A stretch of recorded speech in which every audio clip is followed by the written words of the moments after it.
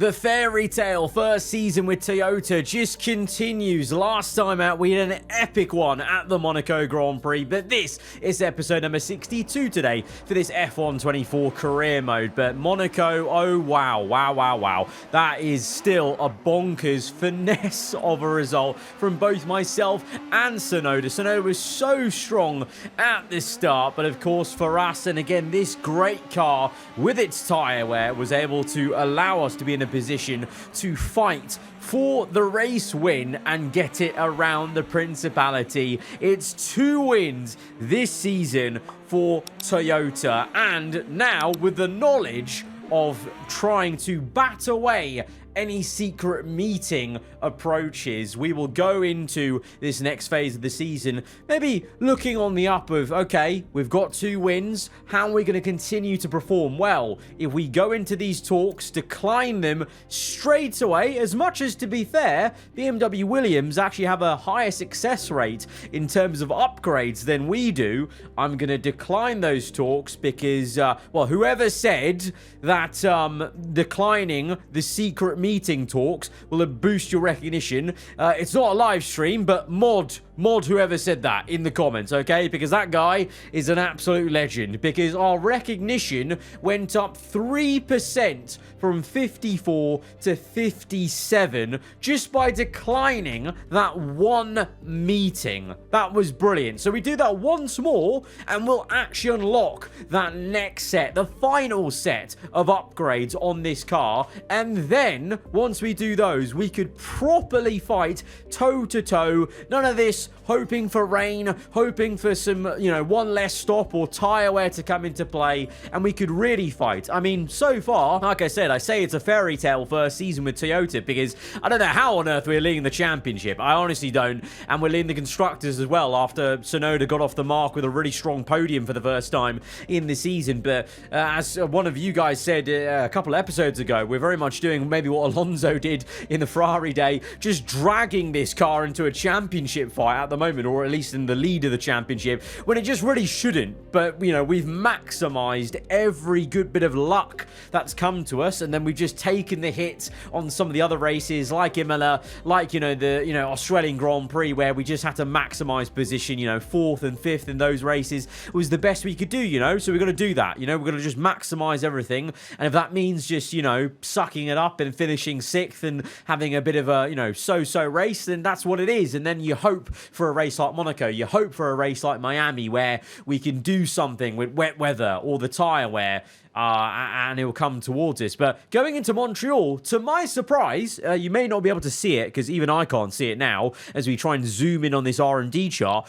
but we have actually gone up in terms of performance. You can see that dark blue line, which is us and Toyota. It has gone up slightly to Canada. Now, I don't know what on earth this upgrade is. I have a feeling it may be the AI upgrade for the engine. So I think it's an engine power upgrade. So that's going to be quite a positive thing, and a welcome surprise going into Montreal, where engine power will be somewhat important, obviously, down the back straight at Montreal. Let's go into qualifying. The good vibes continue, it seems. Welcome back, everybody. We're here in Canada at the wonderful Circuit Gilles Villeneuve. Who's going to come out fastest of all in the next hour? Yes, it's time for qualifying. It's going to be all dry here on Saturday around Montreal, but there is some forecast for some rain on Sunday in the race. So in lieu of that, in terms of the setup, I think with this kind of car, we've got to play to the strategy in the race, even if it means maybe compromising the qualifying pace.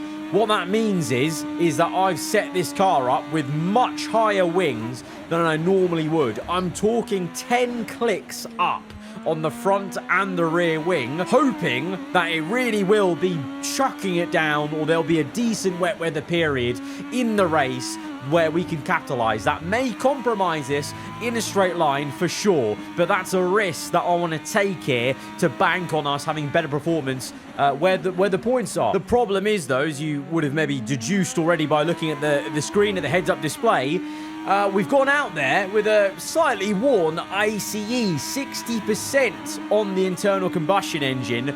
I didn't realise that ICE was that worn, and that is hurting performance already on top of going very high on the downforce. Now, off the back of Monaco, it seems like it's a crash back down to reality, and even worse than reality. It's just really off form, because as it stands, myself and Yuki are P18 and 19 after we've both done a flying lap, so that isn't too great. We've had some sort of upgrade, I think it's on the engine, but I don't know whether Sonoda's followed me on the setup or not. I don't even know if that's a thing with the AI, but we go out for a second flying lap, and with my high wings and my worn engine, I'm hardly gaining much time on that second flyer. We're up to P15, but now, honestly, more than ever, I am banking on the fact that this gamble for wet weather in the race is going to pay off, because right now it is not looking great in terms of one lap. Oh, okay, well that just... Oh, well, you know what I've always said, Formula 1 is a cruel sport, and it's not a fairy tale sport. It really isn't, because so many times the romantic, poetic thing you want to happen just never happens, or it very much brings you back down to earth after rising you up. And after an amazing second win, that is, well, me pushing too hard through the last chicane. And well, we are a world champion in this series, in this alternate F1 universe, and the Wall of Champions has collected me as a prize there, and we are out, and we are so far down the order. Lewis Hamilton has had a blinder of a qualifying in the Red Bull Ford. He's on pole position. Hulkenberg in the Haas Cadillac in second place. Ollie Behrman again impressing in the high-tech ahead of both Ferrari cars. And, well, wow, okay, the only positive here I can see is, even though we're down in 18th place, the McLarens have had a shocker as well. But you can see Yuki's only P13, so the Toyota car was really not great around there. But for me, it was even worse with the higher downforce and the worn engine. But McLaren have had a bit of a stinker there as well. Remember, last season, this was the point in the season where McLaren also started to have this kind of yo-yo in qualifying performance. You know, we saw quite a few times, you know, Lando would be knocked out, or, you know, down the order in the top 5 in the midway point in the season. So are McLaren going to face the same sort of inconsistency problems again? For us, well, being down in 18th place, I thought, okay, look, hands up, I made a mistake with the worn engine part. But now, the fact that we're out in 18th place, I may as well take a penalty to change that component. So we're going to be at the back of the grid then with this penalty, with a fresh engine, higher wings for rain on the way, I hope. And I hope in that way, when the wet weather comes, or even if we start in the wets, actually, that'd be brilliant. We can do some amazing work on the comeback drive. And it is Canada, which is always a great place for me. It's one of my favorite tracks. So let's go to the grid and see what we can do. At least myself and Lando are both down the order. So it's going to be a case of both championship leaders, 1 and 2. How far can both of us climb up the order? Let's see.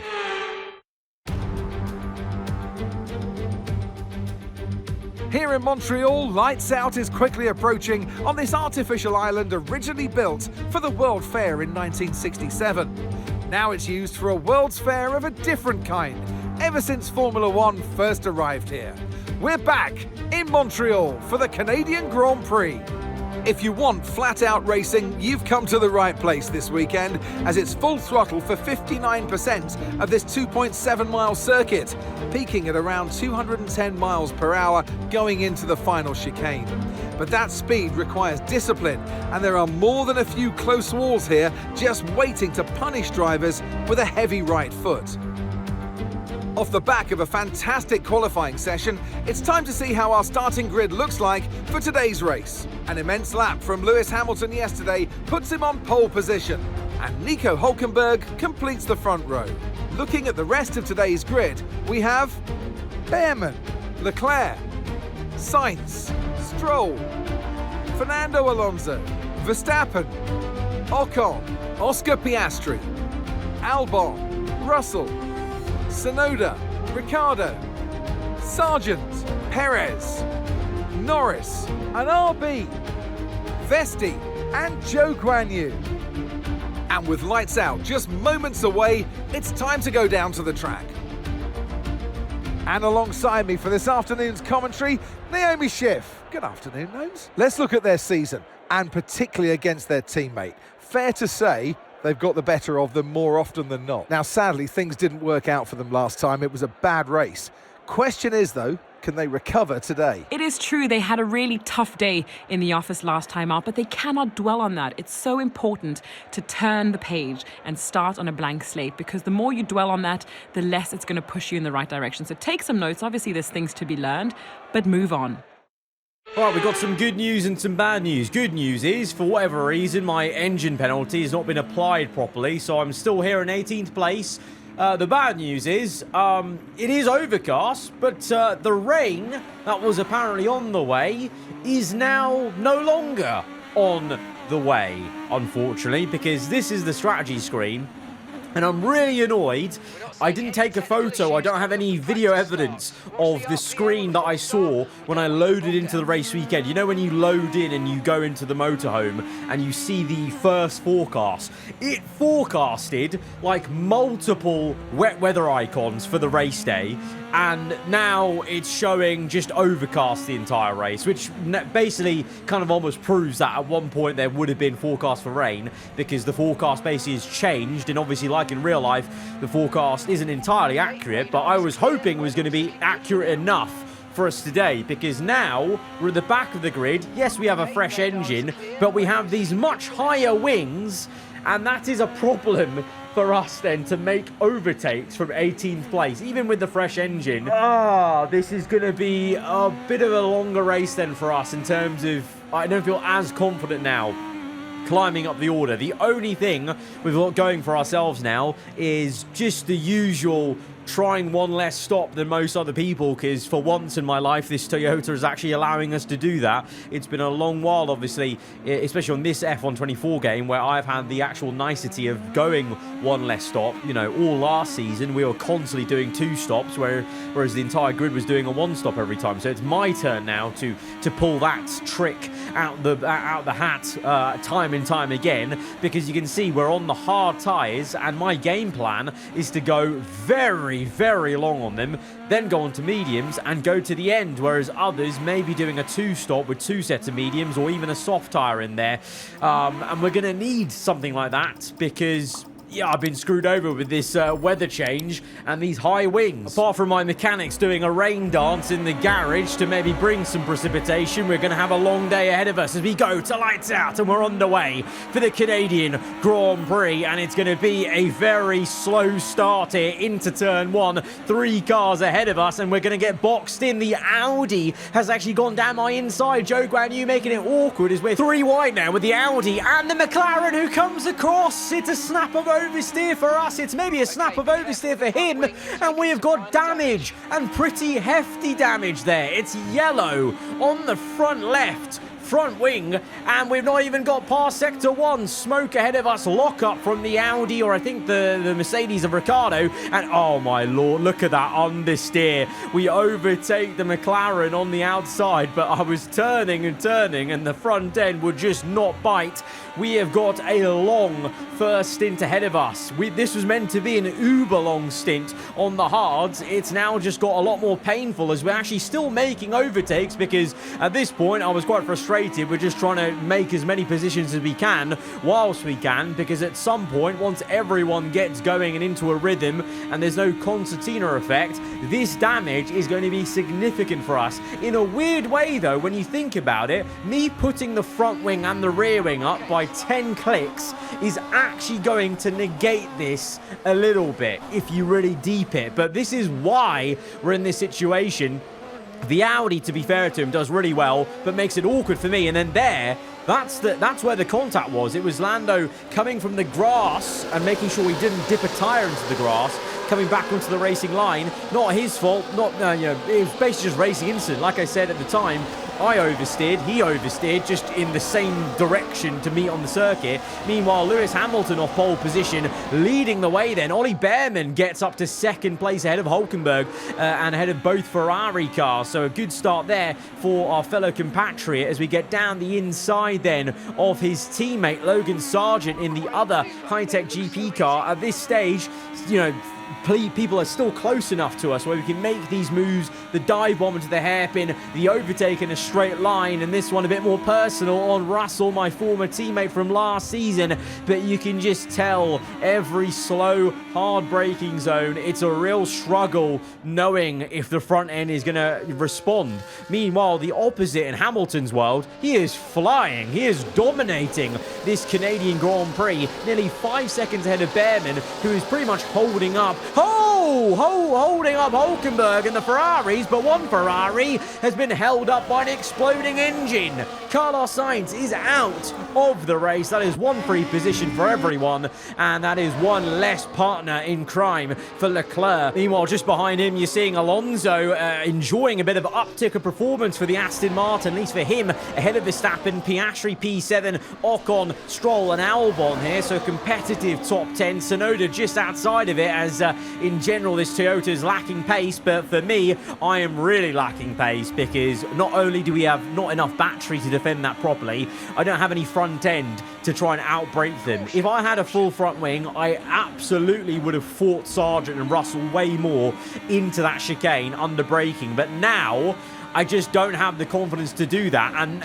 every time I'm getting worried about being overtaken, that is putting me into a mistake-induced situation there. As we look behind us, we see the McLaren that has not got damage and is bearing down on us, and I tried to brake too late and we locked up and we nearly went completely off there. So this is a difficult situation in this race where we need to try and cool our nerves a bit, because if we get a bit too flustered with, you know, being a bit slower, we're just going to be doing mistake after mistake as we do fight back against the McLaren. Probably a bit more than I did against Sargent Russell, of course, because even though it was a racing incident, a little bit annoying to get the damage off said McLaren that we just re-overtook there. So wanting to stay ahead, obviously also, to be fair, subconsciously, maybe a little bit, you know, Lando's the nearest one to us in the championship, so there is actually an onus to fight him a lot more than, let's say, Russell or Sargent. And speaking of, well, as we just try to narrowly keep this car on the track, you can still see the understeer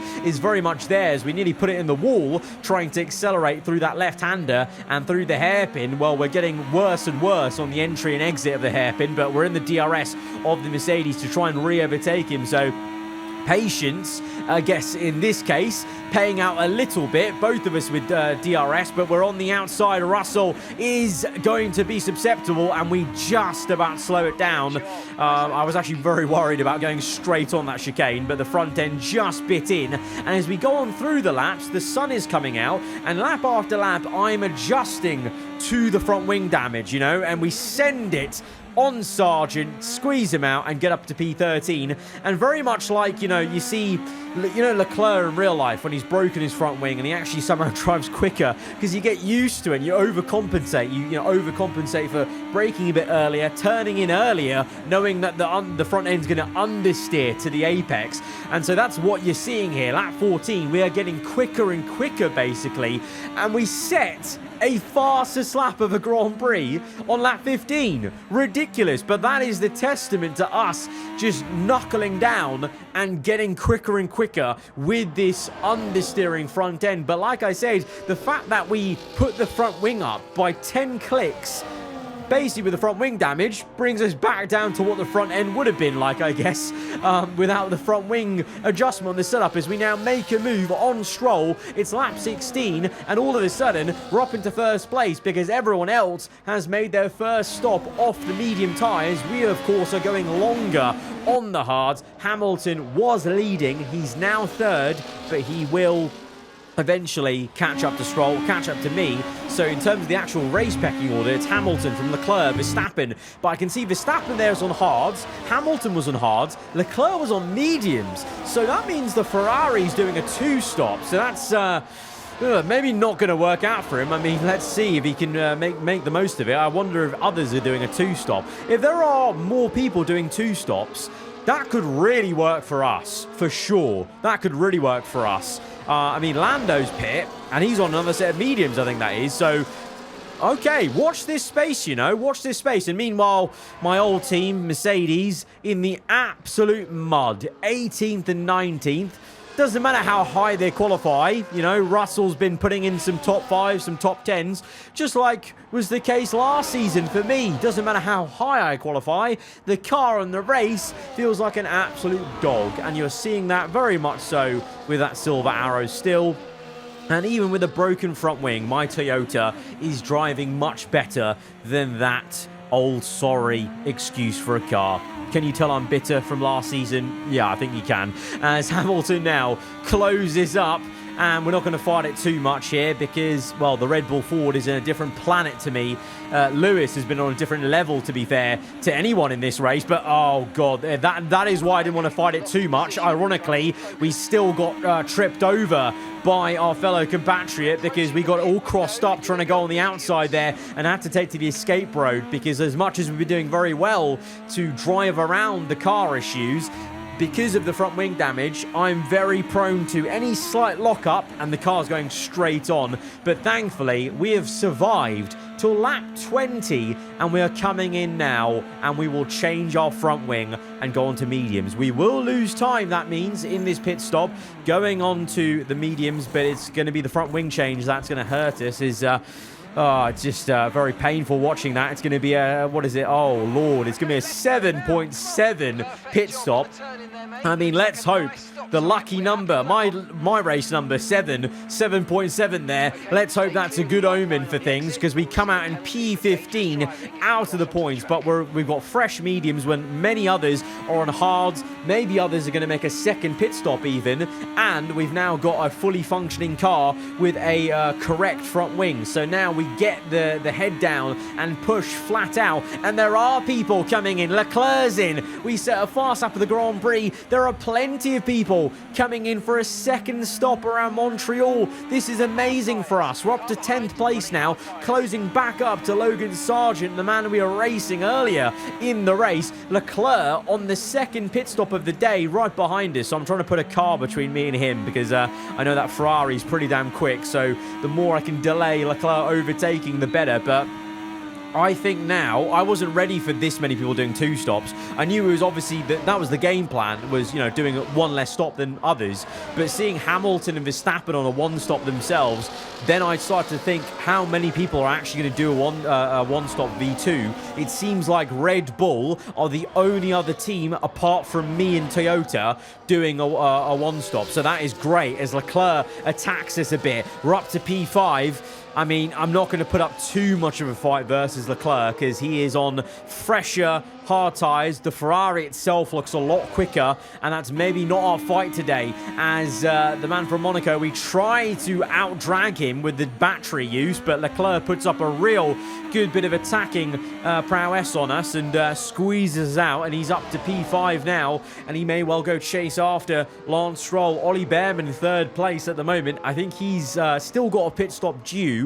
Verstappen and Hamilton, I think they're going to the end, so it's going to be in the end of this thing, out of nowhere, kind of, seemingly, because I know Hamilton was on pole, but Verstappen, you know, it didn't seem like a Red Bull dominant race, but it's going to end up, I think, being maybe a 1-2 for Red Bull, because they're, you know, they're the only team that fully have done a 1 stop, apart from me, like I said. Stroll's in 3rd. That's pretty crazy. That shows Aston Martin have very much improved because you got Stroll in 3rd. Leclerc may just ruin the podium for him, but Alonso's P6. So Aston Martin Honda having a little bit of an uptick of performance in this race then. At Lance Stroll's home race, he gets overtaken with 2 laps to go, but it's still a great P4. But Lewis Hamilton, well, he's close to a Mercedes car, but that Mercedes has been lapped. So Hamilton will be thanking his lucky stars cars. He left the Silver Arrows when he did 2 seasons ago. Compared to real life, he didn't go to Ferrari, he went to Red Bull Ford, his arch nemesis team, but he is on the way for a win, an emphatic win here at the Canadian Grand Prix. Whilst the Mercedes are a lap down, Verstappen will make it a 1-2, Leclerc 3rd, Stroll P4, and for us, I mean, it's P18 to P5. We have to be absolutely ecstatic with that, considering the high wing level, considering the damage we had. Once again, the Toyota's durability on the tyres has saved our bacon, because everyone else around us did a 2-stop. Everyone. I mean, apart from Red Bull, like I said. So, yeah, it's a big one. And also, this is a big result compared to both McLarens, who were also around me, remember, at the start of this race. They had a recovery drive to do, and they've not managed it. They've not managed it because they had to do a 2-stop as well. I mean, they have actually ended up ahead of Tsunoda, so they have recovered somewhat, but this is the man of the day, though. Lewis Hamilton coming across the line to win the Canadian Grand Prix. Pole to the win. It's a dominant display from the Brit. It's a 1-2 for Red Bull Ford. That's big for them. That's big for the constructors. For us, though, P5, this is big. What did I say at the start of the episode?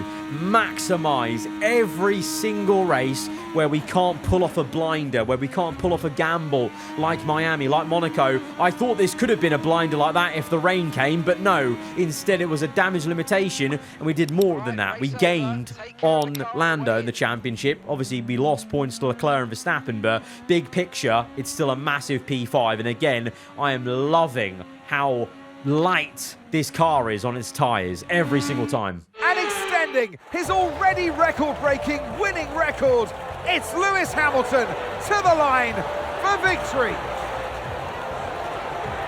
And they led every single lap of the race. It was a light-to-flag victory, and that is total dominance. It's been a while in this series since we've seen Hamilton the top step for Red Bull. I really honestly hope this is maybe the start of him getting some momentum here, because, yeah, in this game in general, Hamilton's AI has not been really on it exactly, but we know how good Verstappen's been in the Red Bull, how good and scary they looked at the end of last season. They've had a bit of a shaky start to the year. Verstappen with, you know, what was it, 3 DNFs in the first 4 races, but now with a 1-2, this is a statement from Red Bull. For us, we carry on plucking away and hoping at some point we can get that recognition to bring upgrades. But that has been, actually in the end of it, a really, really good Canadian Grand Prix, considering everything that was thrown at us. Guys, if you have enjoyed it, be sure to hit the like button. Let me know what you thought in the comments below. If you're around here, then do get subscribed for weekly Formula 1 content. I'll see you guys next time. Goodbye.